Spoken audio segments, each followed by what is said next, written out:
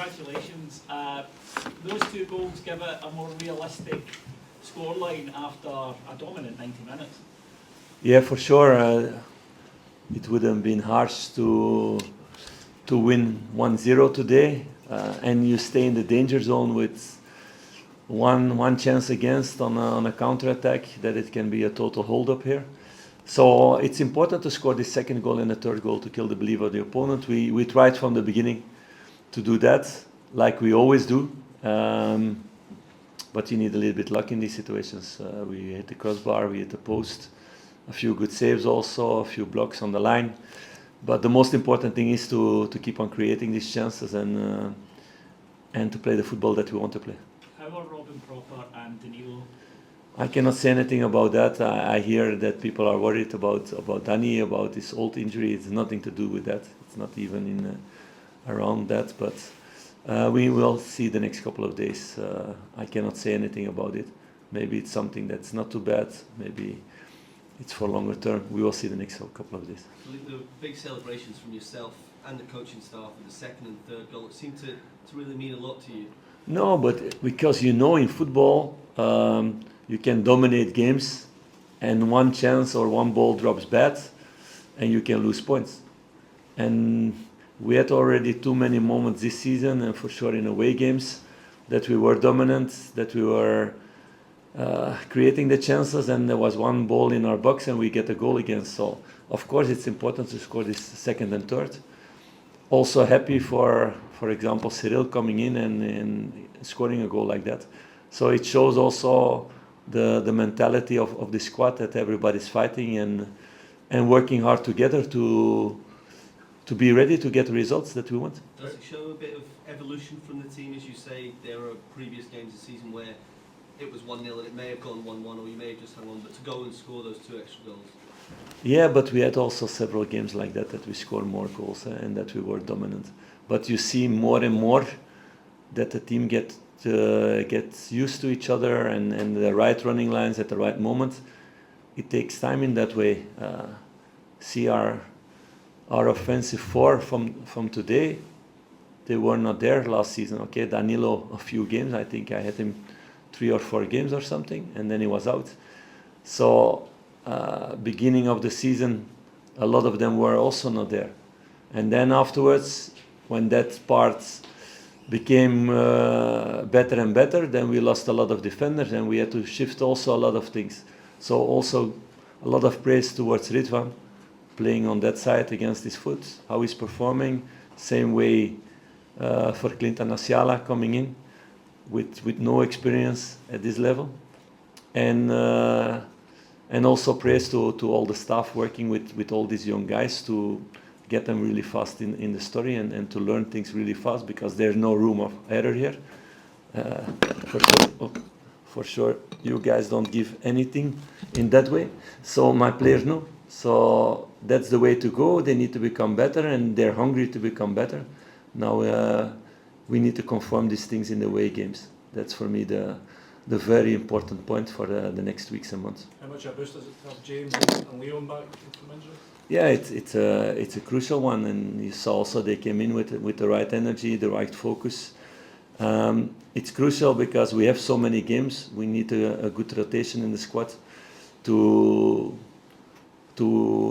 have the ambition to win every time. And we were in our defensive line now really at the edge.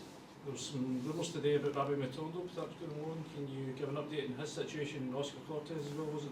No, I cannot give any update about loans or not, or players going or not, until something is concrete, and it's not the case for the moment. I can say about Rabbi that I made a sportive choice today to put 2 young lads, because I think they're performing for the moment better.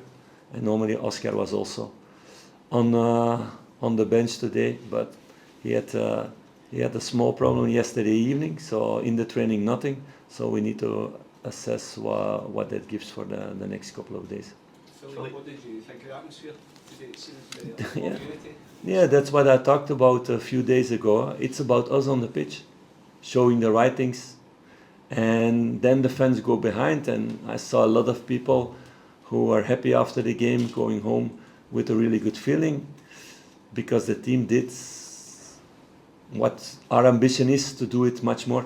That's our ambition, and that's why we're working hard with them, all of them, to get it much more than we had already this season. But everybody sees, and we had several really good moments also, that way, that this team is growing and getting better. We need to get that now also in these away games. That's a crucial one. Philippe, you talked about Clinton Enciala slightly, but his performance tonight, the growth between his first performance and to this performance tonight is really big. And his passing, especially breaking the lines tonight in forward play, was, I thought, very, very good. A standout performance from him, and it must give you a lot of confidence when you're able to pitch him in and he responds like that, the way he has done. Yeah, you can talk about that because you've been at these games from the second team, and there was a lot of work to do.